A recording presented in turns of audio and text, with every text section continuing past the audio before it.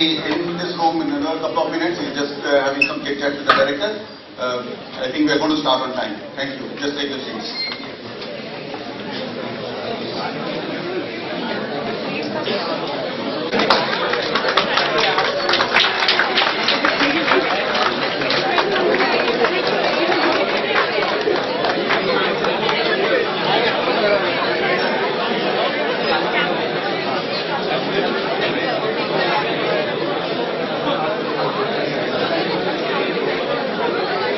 Hi guys, can you take seat and really sit down now? So, I welcome you all for this actually very interesting talk. While you present, during our typical talk, I heard a few of you. So, I think we have very limited time because Rajdeep has to move out quickly. So, I'll ask Professor Jalote to say a few words about our public lecture series. Right, so we'll leave all the time for him. So just as you know, we've had one Anshu Gupta first, so we're looking to have good thinkers, good speakers, public speakers to share their thoughts with us. Just one point as to how we got into this. We invited vacationing somewhere in close to Indore, and now he was vacationing with his wife there, and that place requires all people to sit on the dinner table together. So we ended up chatting with him, and he please come and very kindly and graciously agreed. So I let Neeraj introduce him, and all of us clearly know him.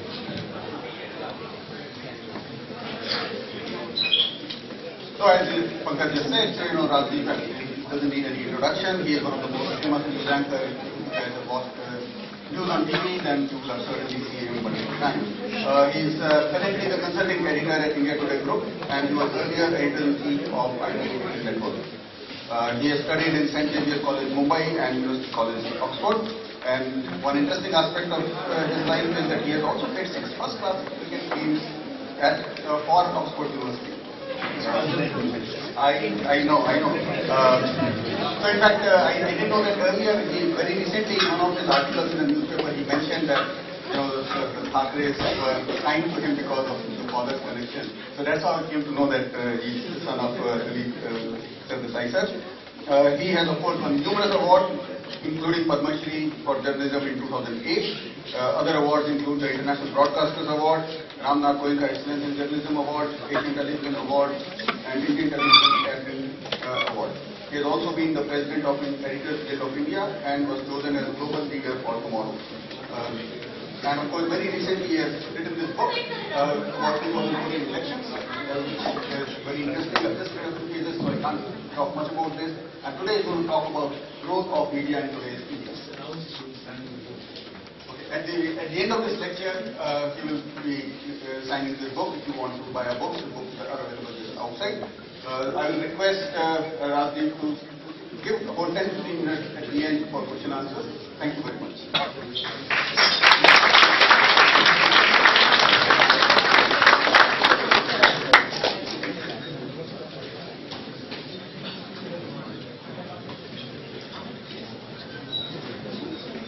Thank you very much for having me, faculty of the Institute, for inviting me here. Let me say I get very intimidated coming to any organization, whether it's an IIT or an Information Technology Institute, because you guys just know more than I do. And I am completely technologically unfriendly. So I find myself often intimidated as technology moves further and further away. But it's a pleasure being in front of you, most importantly, not just the faculty, but the students, because it's wonderful to have so many of you here. Let me say at the very outset that when I was introduced, the one thing that embarrasses me when I get introduced is the brief cricket connection that I have. Because in this country, one thing is very clear. A film star's son can become a film star whether he has the talent or not, as Abhishek Bachchan has shown. A politician's son can become a politician whether he has the appetite for it or not, as Rahul Gandhi has shown.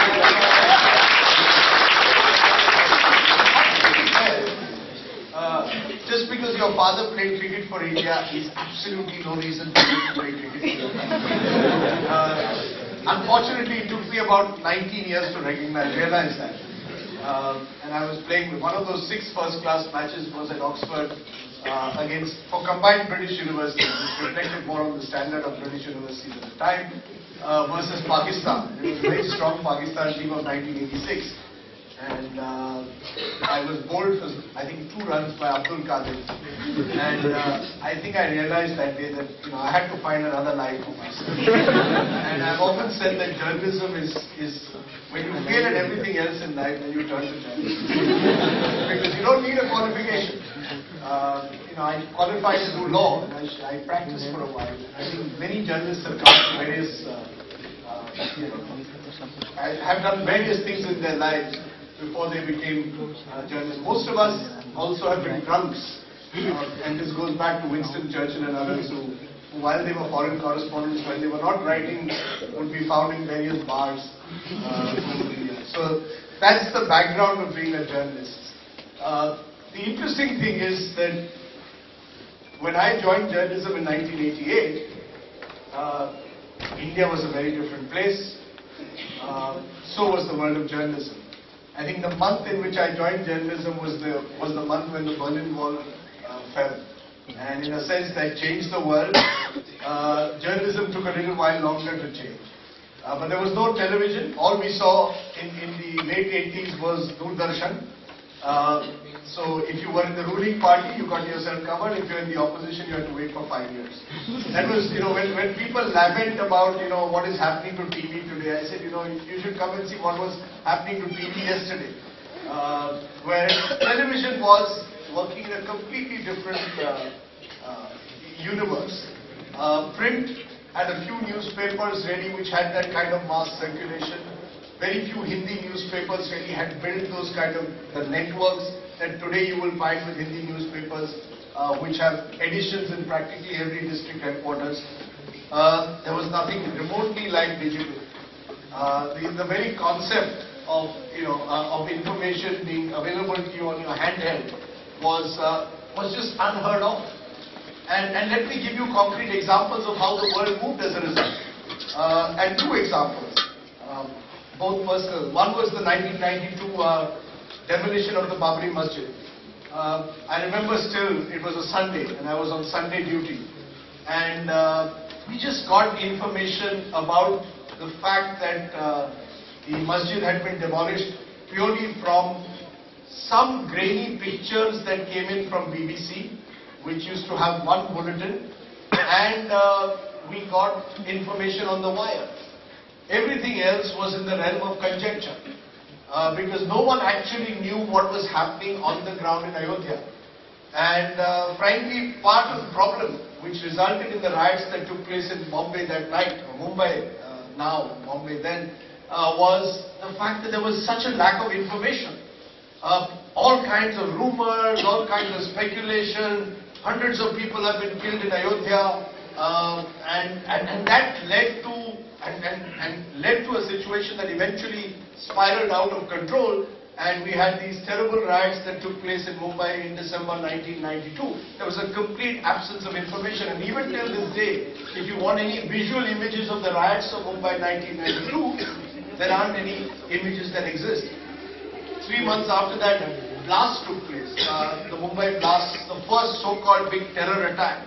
And again, frankly, we had absolutely no information. I remember covering it. It was the worst day in my journalistic career to see a city that you love so much being blown apart like that. But we had no idea what was going on, because there was nothing like breaking news. Today the concept of breaking news has broken down, when everything is breaking news. But in the 1990s, there wasn't even the basic idea of breaking news that existed. And therefore, you lived in a vacuum. You had absolutely, I still remember people across from stock market to the various places which were blasted that day. People just didn't know what had happened. And in that information deficit, rumors can gather a momentum which can eventually, result in the kind of violence that we saw particularly during those riots. There was an earthquake which took place also in Latur in 1993. And I remember covering that earthquake. And it was again one of the most difficult, excruciating things to do, because the earthquake took place in Latur, which was about 180 kilometers away from Aurangabad. And all communication had broken down. So you had to find some way to reach Aurangabad, which took us about 24 hours.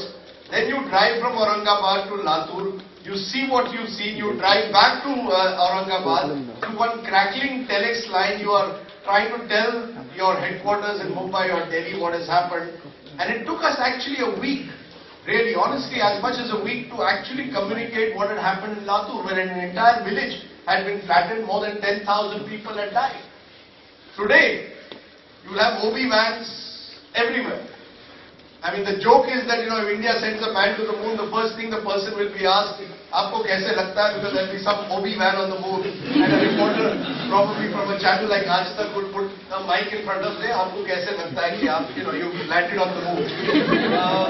But the fact is that as a result, what happens, whether it's a tsunami which took place a decade ago, or Uttarakhand which had floods a couple of years ago, or Sikkim which had an earthquake, or Nepal which had an earthquake, the world unites very quickly. The world can unite extremely quickly because the images are instantaneous. Information is real time. And that's the big difference, and that's where the role of the media has dramatically changed. Everything is taking place almost in front of your eyes as it happens. Now that has positive aspects, some of which I underlined here. If you can unite a nation very quickly at a time of disaster, you can communicate information very quickly. It has the negative aspects as well. As we saw during the 26/11 terror attack in Mumbai. The same Mumbai which I had seen in 1993, where there was a complete absence of information, was now having a surfeit of information. There were reporters crawling all over the site of the terror, of where the terror attack was going on. To the point where, because there were live images being beamed, and I'm just as guilty possibly as anyone else, we were virtually beaming a terror attack live, not realizing that maybe the terrorists were also watching television, and therefore knew exactly what was happening. Now, you can blame me, I would blame the government. In the United States, when a terror attack takes place, the entire area is sanitized, and no one is allowed here. Here in this country, every top commander was waiting to see camera kahan hai. So you had the bizarre scenario where naval commandos, where NSG, everyone wanted to give their little bit to the journalists to say, "Look, I have achieved so much. Hamare logon ne ye kiya hai." So you actually have in real-time television the possibility during a terror attack, where the terror attack is playing out live, and that can have, as we saw in 26/11, the awful consequence of the terrorist completely aware of what is going on around him. Or the terrorist actually wants that. I mean, the terrorists wanted in 26/11 those images of the burning Taj, because that was the kind of global image that gives them the oxygen of publicity that drives terror. So it could be Paris one day, it could be Mumbai one day, God forbid it will be, it could be this city a third. That's the nature of terror, but that's also the nature of television, and particularly information, which is being given almost instantaneously. And now, of course, you have another animal which has entered the jungle, which is social media. Social media is a complete FIR of our times. First, everybody seems to break news through a tweet. It's the easiest way to break information, is just put the information out in 140 characters. Our Prime Minister has mastered the art. See, it's a way, he's a remarkable communicator.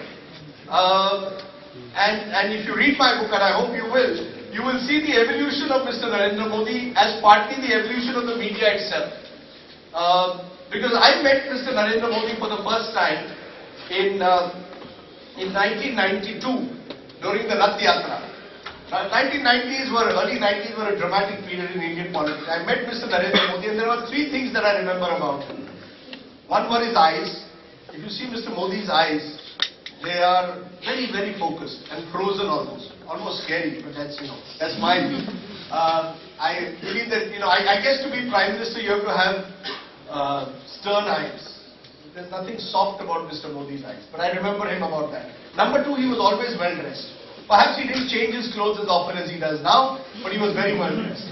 And number three, he understood the importance of the media. So as the Rath Yatra was going even through interior Gujarat, he would make sure that wherever we stopped, there was a fax machine available. The fax machines had just come so that all the information that was there could be easily transmitted. He was very well organized with the fax machine. From the fax machine, we came in the late 90s to the age of private news television. And in the age of private news television also, Mr. Modi was very well equipped for it. And I give an instance in the book which to my mind is the classic Narendra Modi story, which exemplifies the hunger that the man had to just understand the media and get it, and use it to his advantage. We used to do a program at 10 p.m. in the night in those days, early days of private news television, where Arnav Goswami and I would do the program together. So you can imagine the noise now.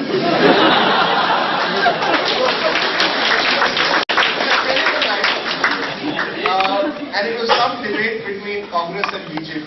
In those days, the guests would actually come to the studio because you didn't have. Today, India has 394 24/7 channels. This includes regional. In those days, you had 5, 6, perhaps even in terms of national channels, just 2 or 3.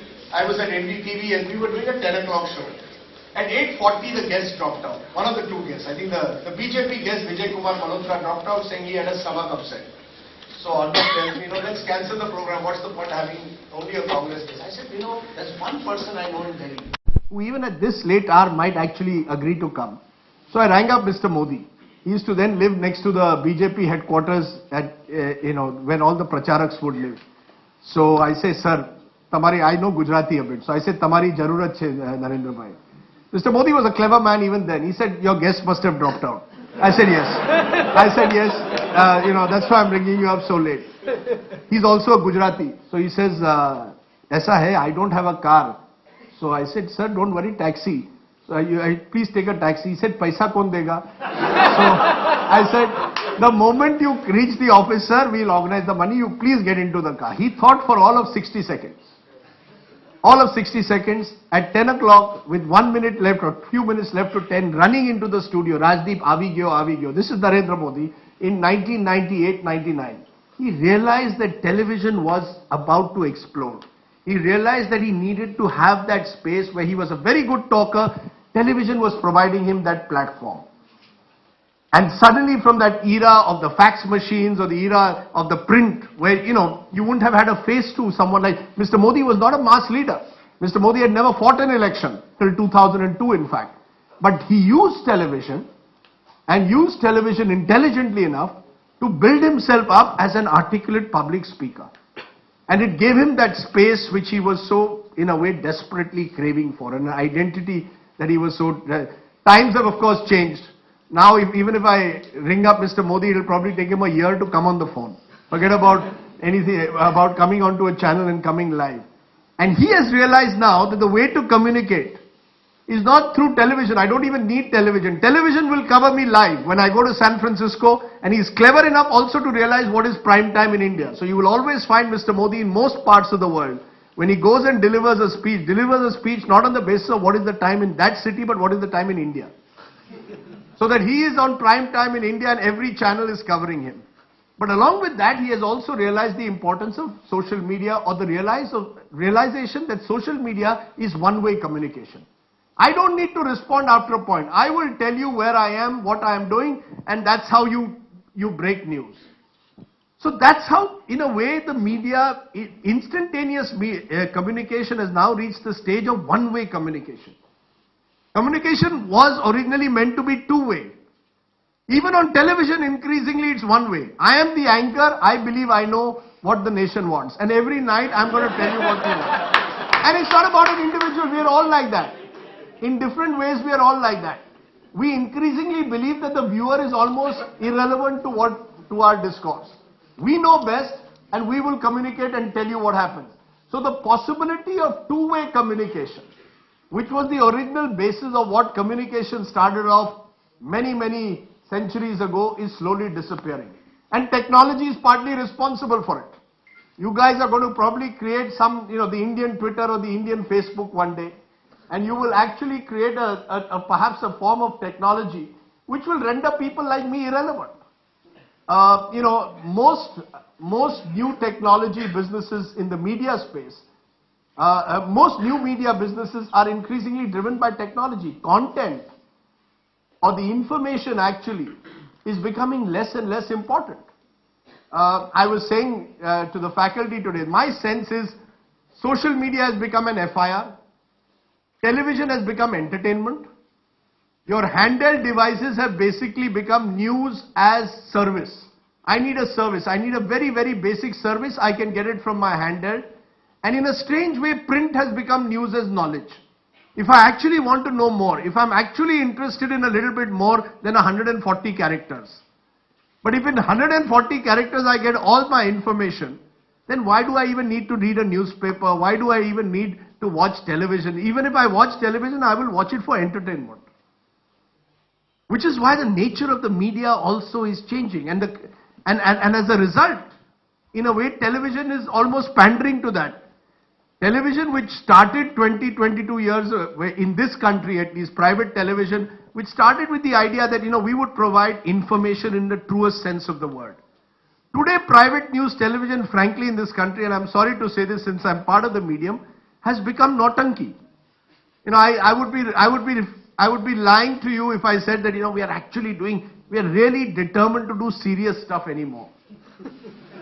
Most of us, in different ways, are looking for, yaar, isme tamasha kya hai? And therefore the dramatic content increases. And therefore you create these situations where, today I have to go to do a program with a Pakistani news channel. We've decided to do a joint program. And I told them before the program, look, I will not abuse your Pakistani guests, you don't abuse my Indian guests. Because unfortunately, as part of this dramatic content that the media has become, we have converted the Indo-Pak relationship, for example, into a cockfight, where retired generals from their side and retired generals from our side abuse each other. I often say that the next war will not take place on the border, it will take place in TV studios. Because you are creating, and as a result, the more dangerous aspect is, you are creating a stereotype of each other, of the Pakistani in the average Pakistani in the eye of the Indian, and vice versa. With the result that you will have an entire generation which I fear sometimes will be based on hate, which will be based on creating a stereotype. Today it's India-Pakistan, tomorrow it's Hindu-Muslim. Unless, and I'll give you an example, and this is a true example. One day on Aaj Tak, I was watching this one guy, Dadiwala, with his topi had come, and he came 3 days in a row. So I asked one of the news editors, I say, yaar, isko roj kyun laate ho is subject par? There was one Hindu Mahasabha guy, one Hindu guy, one guy with a tika, and he said, sir, देखिए, जब कोई television mute पे देख रहा है ना, तो उसको देखना चाहिए कि एक मुसलमान है और एक हिंदू है. So the Musalman must have a dadi, must have the topi, and the Hindu must have necessarily a tika. So you were creating, in a way, a stereotype where you encourage the more extreme voices in a way to play out. You don't want rational voices. You don't want centrist, moderate voices increasingly in the media or in the media space. I mean, social media, many of you are probably trolling me on a daily basis or whatever. Social media, in a way, is an extreme example of that, because you do it under the garb of anonymity. Under the garb of anonymity, Indians can develop all kinds of muscular, chappan ki chhati or whatever you want to call it. But you can become very, very tough, and suddenly you can sort of say things that you wouldn't normally say. But even on television today, some of the voices that you would hear, perhaps 10, 20 years ago, would be seen as voices that you should avoid getting on live TV because they are liable to say anything which is provocative. Now you get them because you want to hear provocative voices. Because you've decided that the media itself increasingly must play the role, in a way, of converting a television studio into some kind of a high decibel courtroom.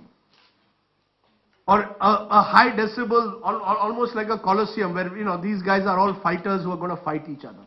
And that's a very dangerous way of looking at the media. Having said that, let's be clear. The media is not just television, and certainly not just English news television. English news television actually occupies less than 1% of the total viewing universe of this country. And yet it seems to have this disproportionate influence.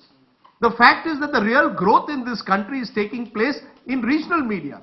And Aaj Tak, for example, has 100 million viewers, which is far larger than all English channels put together.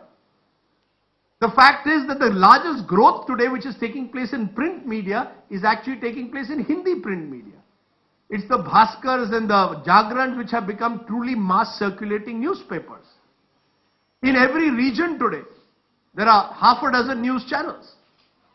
You know, you don't rely on Delhi anymore, on so-called national media anymore to decide your media preferences.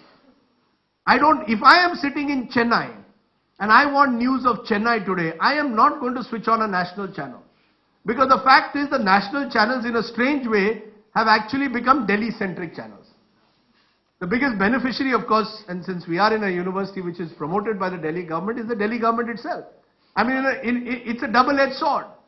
Arvind Kejriwal has become a national leader because he is the closest national leader to the OB headquarters of all national channels. It's what I call doorstep journalism. He's available on your doorstep, so you go to him. I remember one, Manohar Parrikar, the Chief Minister of Goa, when he was Chief Minister, before he was Defence Minister, he says, I'm also a very honest man. I also go to office in a scooter, but you don't show me as an honest guy. You only show Kejriwal. And actually, this was about 2 years ago when anything that Kejriwal did was magnified. I mean, everything that happens in Delhi today, in a sense, gets magnified across the nation. And this has a negative impact as well, which we saw 2 months ago in Chennai. Chennai got flooded in the first week of November. We didn't take notice. There were many other more important things that were happening, it appears. But Chennai, a city, and this is a big metro of the country, got flooded. We didn't take much notice. Finally, when the water almost reached Jayalalitha's, wherever, we had no choice. We had no choice but to travel there and to cover it. But I remember writing a blog on this, and maybe you can pick it up on my website, Rajdeep about just the anger that the people of Chennai and the South felt. That you are on so-called national channels or you are so-called national media, and you don't put Chennai's floods on the as your main headline. Even though if there is even a small little drainage leak in Noida, it will become a top headline. And the anger that Chennai feels is even more magnified and multiplied as you travel to other more peripheral parts of this country. I was in August this year in Manipur, where for 40 days there was a curfew at the time. For 40 days the schools were shut, where the fact was that the price of an LPG cylinder was selling in black for more than 2,000 rupees, where petrol was selling at 300 rupees a litre because there was this constant tension between different groups and there was curfew. Doesn't register. And finally one of them came to me, he said, "Sir, please tell me what will it take for our story to be told?" And honestly, I had to tell him something which, I said, "You'll have to do something dramatic." 24 hours later, those guys went and burnt an MLA's house. And the MLA wasn't at home. No, the MLA wasn't at home. But I'm saying the images of the burning house of an MLA at least made it to national news and national media. Till then, what was happening in Manipur had disappeared. It's a part of India, but it's disappeared. Irom Sharmila has been on a fast has been on a hunger fast for 13 years. It barely registers. Anna Hazare was clever enough to come to Delhi, do it at Ramlila Maidan for 1 week. He became a national icon. In fact, one of the things, and I got myself into trouble by saying it, but I said it again purely innocently to Arvind Kejriwal, whom I knew as an RTI activist. He had actually come to me and said, I want to take up this cause of the Lokpal. And he said, I'm launching a signature campaign. I said, in today's media world, signature campaigns are not going to resonate. So he said, what should we be doing? I said, you should be... Tahrir Square had just happened in Egypt. I said, you need to create India's Tahrir Square. I said it purely innocently, just in an understanding. The next thing I knew, and he said, yes, no, but Anna Hazare is coming. He will be staging a dharna in Bombay. I said, if you really want national media's attention, you can't do it in Bombay, you got to do it in Delhi. That's exactly what happened. And he was clever enough, Arvind Kejriwal, to do it the moment India had won the World Cup. Had he done that, had he done the Anna's fast while the World Cup was on, maybe we wouldn't have noticed the fast. That's the way the world is. Recently, there's been this agitation on social media at the moment. Why aren't you covering the riots which are taking place in Malda? There are no riots taking place at the moment. It's calm. But there are people who would like to see riots take place for their own political gains. More importantly, the fact was when Malda was happening, Pathankot was also happening. And at the end of the day, the nature of the media and the beast that the media is today, it will usually focus on the one big story to the exclusion of all else. So at that moment, Pathankot was the only story that mattered. If you were seeing last night's primetime news, only two stories in a sense would resonate. One was the Pathankot story and one was a comedian who had been arrested. It was almost as if nothing else mattered across the world. How do I then, in this new media world, create spaces where you create a more informed India? I think that is the challenge. Do we want to create a more informed India, or do we want to create a more permanently outraged, polarized India, which pits Hindu versus Muslim, which pits Pakistani versus Indian, which doesn't want to discuss actually the real issues of our times? Someone asked me last week at a lecture, what do you think was the biggest story, sir, of 2015? And frankly, to my mind, the biggest story of 2015 is agrarian distress. It perhaps is still the biggest story of what we are going through even today. In my home state of Maharashtra, 2,000 farmers have committed suicide in the last 16 months. Where does it register? Does the farmer have, when did the farmer suicide register? When some farmer, we don't even know whether he was a farmer, called Gajendra Singh, comes to Delhi and commits suicide by hanging himself from the tree. And suddenly farmer suicide registers for about 24 hours and then disappears again. And then you ask yourself, in the country where still 70% of this country is dependent on agriculture, where a large part of this country still lives in rural parts, are we just blanking out parts of this country from our imagination? Is that the role that you and I want to play as the media? Is that the understanding that we want to give the future generation in terms of building knowledge? Isn't media about building knowledge? A state like Jharkhand, a few years ago I went there and my stringer invited me to his house. And he took me to his puja room, and he had pictures of Shiva, Vishnu, Ganesh, and also Mahendra Singh Dhoni. And I said, why do you have a picture of Mahendra Singh Dhoni? He said, sir, ऐसा है, अगर Mahendra Singh Dhoni Ranchi में नहीं रहता, तो मेरी रोजी रोटी नहीं होती, because the only time national news channels come to me and ask me for some images is when Dhoni ji comes from the airport home. Now an entire state of Jharkhand is being defined by a cricketer. Is there nothing else that happens in Jharkhand? Chhattisgarh, it's almost as if unless 50 policemen or 50 Naxals are killed in an encounter, Chhattisgarh is disappearing from the map of the media.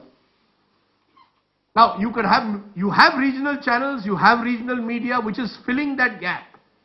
But is it filling the gap for someone who doesn't live in Chhattisgarh? If I want to be a true citizen of India, how do I see the media today? Do I see the media only as an instrument of entertainment? My son's generation, and he's your age, he's 21, and he's training to be a doctor. His world is entirely seen through, frankly, not television. His entire world is seen through his handheld. He has a bare idea of what are the 5 headlines that have happened, and that's it. It's almost as if he's not even interested in going beyond that. Dare I raise an issue like agrarian distress with him? And I then start wondering, is it that there's a lack of interest? Because you have so much of information. You are the lucky generation. You have far more information than I had. I gave you those examples of 1990, 92. We had very little information. Today you can just Google Namo Shivaya and get all the information you want. Now, in this information age, in this age of what I call the lucky generation, don't you want to demand more from your media? Don't you expect better from your media? Shouldn't the media reflect the best in us and not the worst in us? Shouldn't the media be pushed? I mean, this great country of ours is what it is because lots of Indians are doing great stuff. But how much of that actually gets reflected? How many people who are actually doing something to make India a better place actually get space in the media? And how much of space do we give to those who are burdened with permanent negativism, who are burdened with creating a permanent conflict situation? So the Asauddin Owaisis and Adityanaths, even politically, get far more space than, let's say, a politician who's actually doing far more than them to make this country a better place. And my view is that you have to be more demanding. In some way, the viewer has to become much more demanding, much more discriminatory in choosing, in choosing the kind of media and the kind of journalism you want. Otherwise, you will have a situation of the kind that I sometimes see at 11 o'clock in the night. Most Hindi news channels in particular at 11 o'clock have crime programs. And one channel has a crime program where the anchor also looks like a criminal. And that program has the highest ratings. Now we in the media are going to have to ask ourselves, did we become journalists for ratings? Did I become a journalist to measure myself like a Shah Rukh Khan or an Amir Khan may measure himself कि मेरे picture ने 200 crore किए या 300 crore किए? That's not media. That's entertainment. Amir Khan and Shah Rukh and Salman have every right to judge themselves on the basis of how many crores their movies make. I didn't become a journalist to measure myself on how many crores or how many crores of viewers also will watch me and how many people will read me. I thought that this was a place to observe, to watch, to be able to reflect India in all its diversity. And that's I think that role is the role that true media must play. We must play the role of a mirror, good, bad, ugly. If we can play that, I think we have a useful role still in India. If we don't, I believe your generation will just move beyond us and will use technology to just use us for basic information and move beyond. Thank you very much.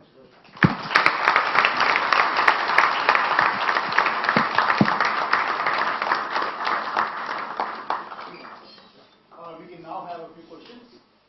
Can I start with just on this? I was thinking, you said we ought to demand, and you said the media ought to do it. It just seems to me there is room for experimentation for media. Why doesn't the media try some things, assuming that some of us will demand it? Many of us don't watch this because we are hoping that someone would do it. Or how do we create the demand to tell you or somebody, hey, look, there is room for it. Some people will watch, many people. Why isn't that experimentation taking place? Why is everybody trying to copy Arnab? I think it started. Look, I think if you look at television, that might be the case. But if you look at, there are websites today which are filling in important gaps. It's not as if there are people out there who are not trying to do long format journalism or journalism that is more explanatory or journalism that is much more that can make sense of the world. You see, somewhere what has happened in the last 10, 20 years is sensation has replaced sense. But I do believe that this is, these are cyclical processes. I think as technology, in fact, technology is a huge aid, because the great thing about digital in particular is going to be that it will make it much more affordable as well as easier for me in the media to actually put out a story. Television, you have to take your cameraman, you've got to take your editor. It's a large process. You've got to take an OB van. To set up a television news channel and sustain it costs 200, 250 crores over a 2 or 3 year period. A digital site doesn't need an investment of more than 5 crores for a similar period. So I think that's going to happen. As I said, those of us who don't realize the change that is taking place will get left behind. Increasingly, the people who watch news are people over the age of 50. That's what surveys show. People under the age of 25 have other things to do with their lives, and thankfully so. So we've got to realize that India is changing, and we've got to adapt ourselves to this changing India. Mr. Sardesai, I am Dr. Sangwan. I come all the way from Pusaisi to listen to your lecture. But I expected something more, role of media. But you did not talk. Very clearly you have hid the best thing which media should do. You said what Tamasha media is doing. I'm a freelance journalist also from Delhi University. Media has become a organized criminal mafia. And you are sitting in the newsroom. You are telling we are committing all these crimes. But you have to change. You don't listen to the public. I'm happy at least you named agricultural crisis. Lakhs of farmers committed suicide. You don't show a single news except so many committed suicide. You are from that part. Maximum farmers commit suicide. Don't you see it is anti-national activity on the part of the media? What public media was doing, we are doing worse. And it is most shameful and it's the biggest news in India today where 60%, two-third constitutional majority of the farmers, they are crying and people like you, they are smiling, sitting in the newsroom. Thank you very much. You know, I didn't want to, you see, it's very easy to engage in media bashing. You know, we can be soft targets. You can say that, you know, we are organized crime. You know, we are not that bad.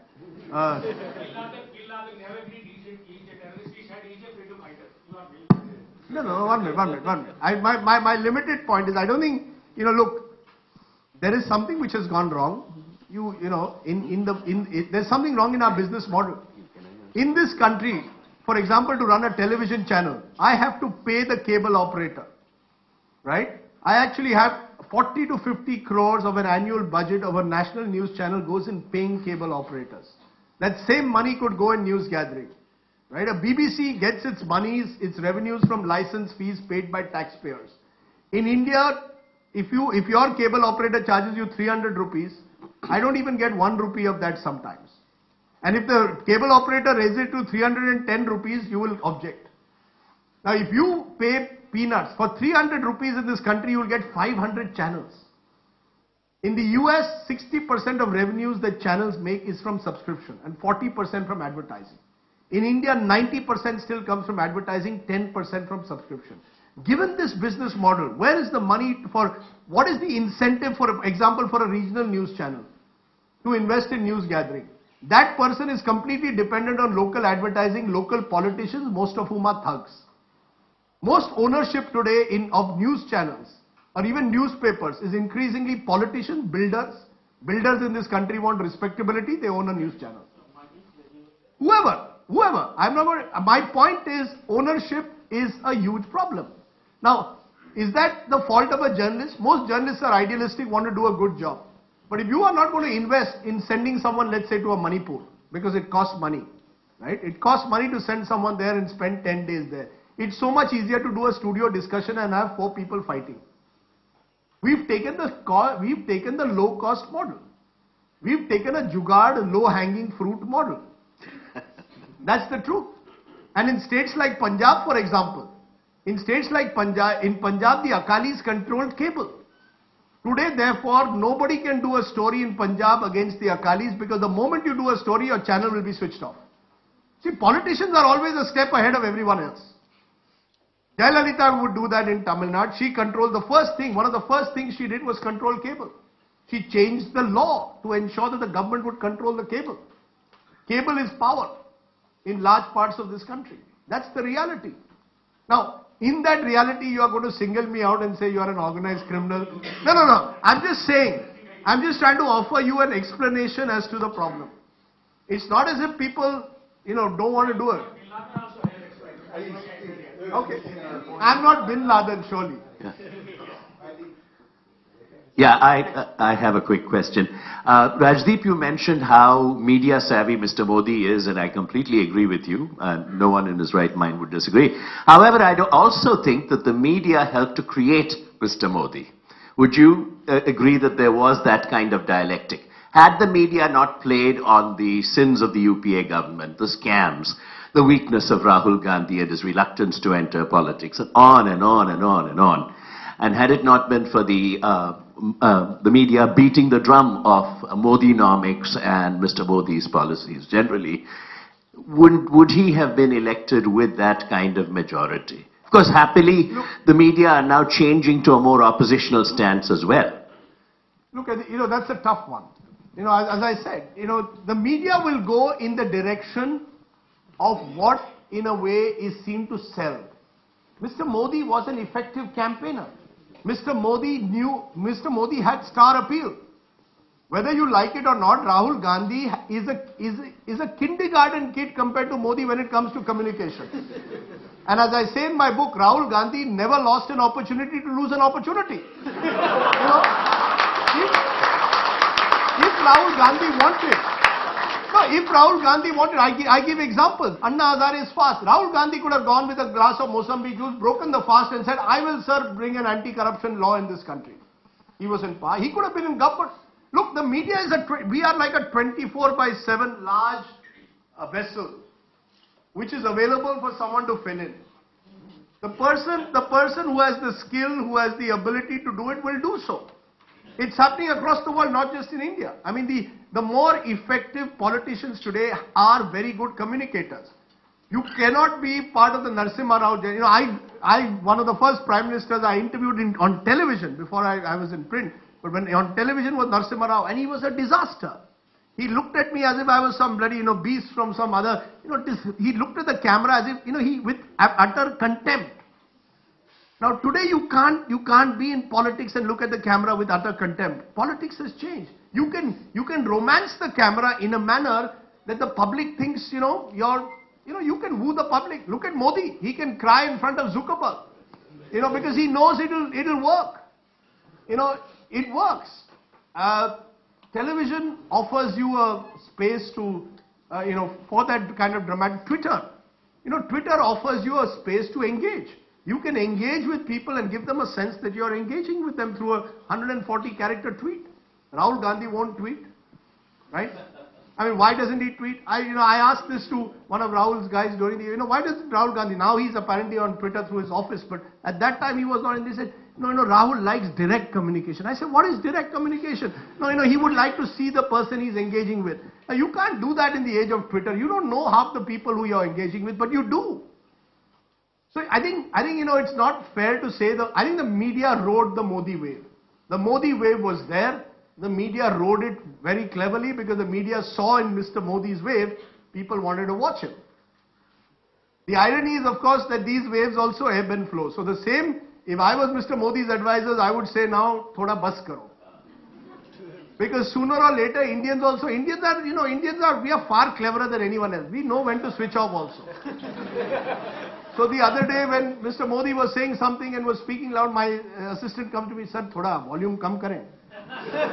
That's a sign of the time. So it's unfair to say that we created, Mr. Modi created himself.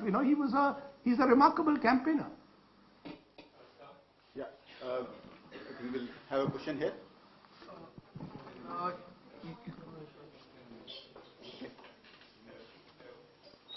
Go ahead. I just had a small question. You said that how news media is using. Thank you. How news media is using tamasha as a means to get to people and using that news content which has a lot of tamasha in it. But if we see today, we have a lot of these comedy news shows. Jon Stewart, John Oliver, AIB, for example, recently, who are actually putting tamasha in those hidden stories. Do you think news comedy can be a good way to help in the current scenario? John Oliver is terrific. And to do that kind, he has a team of 20 people doing research for him. Now, I have a team of 1.5, right? And I have to produce a daily show. John Oliver often produces 1, maybe 2 shows a week at best, sometimes only 1, with a team of 20 researchers. And it's highly skilled. Satire is extremely skilled business. But, it is. I think at the end of the day, increasingly news has to experiment. So satire is one way of experimenting with news. It's not what I would do, but I can see what others would, why it's successful, your generation likes it, right? At the end of the day, I get a sense that, we need to also, instead of me saying, my generation, at the end of the day, we all have to adjust. We all have to sort of see how India is changing. 25 years ago, there would be very little environment news, virtually none. Today, there's much more. 25 years ago, issues like climate change just didn't register. Today, you're going to have to create a debate. You're going to have to create young people who will be able to explain climate change to me in an effective manner. Those are going to be the issues of the future. If I get stuck in the politics of the past, I will be irrelevant to the India of the future. I think we'll take a question. My question is about social media. So you talked about its benefits, but I think there's one big pitfall there, which is always the security of, say, somebody like you forever. Because the social media, I feel, in this context, is often very susceptible to shrillness and outrage and very short-lived memory. So one day you'll have people being labeled as sexual assaulters, and the other day you'll have the same alleged victim being labeled as an attention seeker. One day you'll have stories about intolerance, and the next day you'll have people decrying about intolerance and so on. So what do you think is the solution to insulate social media from this susceptibility to shrillness and unnuanced stories? You know, more than that, you ask a good question. More than that, what troubles me is the impact social media is having on mainstream media. See, social media, there are no rules.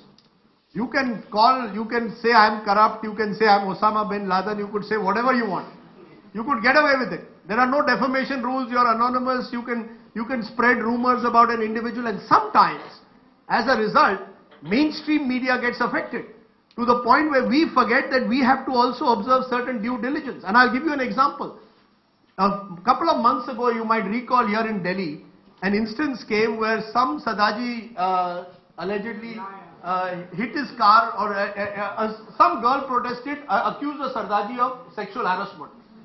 The story ran for the whole day. It first started on the social media. The lady put out something on Facebook or whatever. We took the Facebook, whatever was said on Facebook, to be gospel. Next thing you had was the Sadaji was being called pervert. His face was circled through the thing. Then you find out a day later that it was actually some traffic fight over some kind of traffic violation. Where does that person go? Right? Social media can get away with its outrage because there are no rules, no regulations. I can't take anyone to court who's an anonymous handle. But what about the TV channel? What about the you know, it happened with these Rohtak sisters. I think again a year or so again similar instance of alleged sexual harassment, which went to the point where the government of Haryana gave them a prize for bravery, and turned out that the instance had been totally cooked up. Now, you know, social media is instantaneous and it thrives on outrage. Can I control it? I can't. Twitter will have to. Can I police it? I can't. But my worry is that they are setting the agenda for us, because they are looking for issues which again are polarizing. So on social media, farmer suicide will never resonate, because who really cares about the Kisan, right? He's not on social media. But if Shah Rukh Khan says something on intolerance, it's going to become a huge Mahabharata. That's the nature of this, you know, that's my worry. You know, that's the troubling part of the media today. That we are consciously allowing this dumbing down to almost take place in front of our eyes. And the social media in some ways contributes to it. Social media has very useful purposes. It can also tell me about stories that I have no idea about, right? It can also create public pressure possibly at times in a useful way. But more often than not, it doesn't do that. And we are all falling into that trap. Trial by media, according to me, is the worst way to be. It's all very well to say trial by media when it involves a third person, you know, when it involves a Jessica Lal, great. Have a trial by media. When you know there is a miscarriage of justice. But you can't have a trial by media based on your own prejudices, without enough information and knowledge, because that is dangerous. Okay, we are going to have just two last questions. I think she has the mic already, so she will speak. Yeah, so I occasionally watch a lot of international news channels as well, like CNN, Al Jazeera, Russia Today and all. So I often see like the kinds of programs which run there are rather different from those in India. Like here, news channels are basically running off broadly of two categories, politics and natural disasters. There, on the other hand, I was watching a show about a farmer in some place in Siberia. Now, I think I rather enjoyed that documentary. So why do you think this model of program or television did not strike the right chord in India? I explained it. You know, the cost involved in, let's say, doing this program from Siberia. It would be so much easier to get two people to fight, right, over Siberia, let's say, rather than actually go to Siberia. It's the Manipur equation. Give me 10 days to go to Manipur and say, look, don't worry about the monies, Budget is free, go and do it. I did a bit of it at CNN IBN. We were able to do some really good programming at that time. But it requires constant willingness to stretch the boundaries. And it also requires an ethical compass, which I think we have lost somewhere. I think, as I said, we've become too much of a Jugadu nation. As a people, we've become Jugadu in various ways in life. We look for shortcuts. So once you look for shortcuts, then you will not invest the same amount in one of those quality documentaries. It's unfortunate. And I cannot blame the viewer. It's unfair for me to come here and say only the viewer is responsible, that the viewer wants entertainment. If I give him entertainment, that's what you'll see. Maybe if I give you better stuff, you'll see it. Maybe. One last question, and here's the mic. Hello. Okay, so I just have to ask a simple question. So, with so much penetration of the social media, we have so much information at our hands. So, whenever media reports some news, like there was killings in France, but there was a flip side of it, like France bombed Syria again. There were so much of innocent killings. But what media would show is that France striked again. So why is there selective reporting in that media? Why it does not change? Look, the selective reporting that you talk about exists at various levels. The Western media is more dominant than, let's say, Syrian media. So the story is always often going to be told through Western eyes. One of the reasons why Al Jazeera has been so successful is Al Jazeera managed to actually change the rules of the game by saying we will tell the story also from the point of view of the Arab world. It could be true of this country as well. I gave you the example of Chennai. The people of Tamil Nadu felt that this story was being told almost as if Tamil Nadu was some alien, Chennai was some alien part of the world. We need to tell bottom-up stories at the end of the day. We need to tell stories from different parts of India as local communities often see them. Would we be willing, how many people in this hall or anywhere would want to tell the Kashmir story from a Kashmiri perspective? Should a story not be told from a Kashmiri perspective, or will that be seen as anti-national? Because now everybody is seen, when you don't like my viewpoint, I become anti-national. I should go to Pakistan. I keep telling them, please send me to Pakistan, but give me a visa at least, yeah? Because we don't even, but look at the way we do it. The dialogue at the moment, if a story was to be told from a Kashmiri perspective, how does a Kashmiri see when he goes outside Kashmir and is repeatedly questioned about his nationality? Is he not allowed to tell his story? And if he tells his story, or if there are people in Bijbehara today who support Afzal Guru, that's their viewpoint. See, this is the difference between journalism and PR. Politicians also don't recognize that. The older generation does. The newer generation of politicians have very thin skins. So if you tell if the new generation of politicians or a new generation of politicians is told something that he or she does not agree with, or if any of you possibly, I don't know, are told something that you have that you strongly disagree with, rather than a disagreement, it becomes enmity. It becomes you are anti-national, I am nationalistic. To my mind, one of the most dangerous things in journalism or in anything is to be a pseudo-patriot. All of us are nationalistic in our own way. Why do we need to give each other certificates all the time? And the moment you do that, that pushes journalists on the defensive. And then they give only the conventional viewpoint rather than giving alternative stories. We should be giving alternative stories. That's the nature of journalism. And you as a viewer then can decide which story you appreciate and which you don't. I know there are lots of questions people have been asking, but we don't have time. He really is in a hurry. So we are going to stop here. Let's take this let's thank our speaker.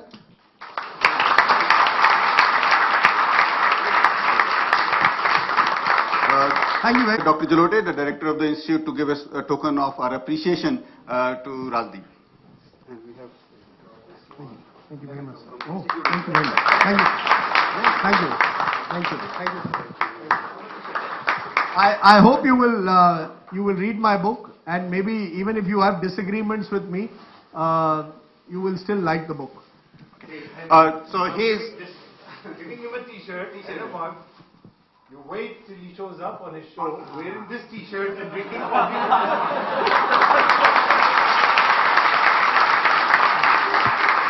And if you have any questions, some of you had questions, you're free to mail me at my email ID is on my Twitter ID. It's I will happily answer your questions. It's Rajdeep Sardesai 52 at gmail.com. As long as you don't abuse, I'll answer. Yeah. So he's here for the next 2-3 minutes to sign the books. If anybody has purchased a book which is available just outside, he would be happy to sign that book. Thank you.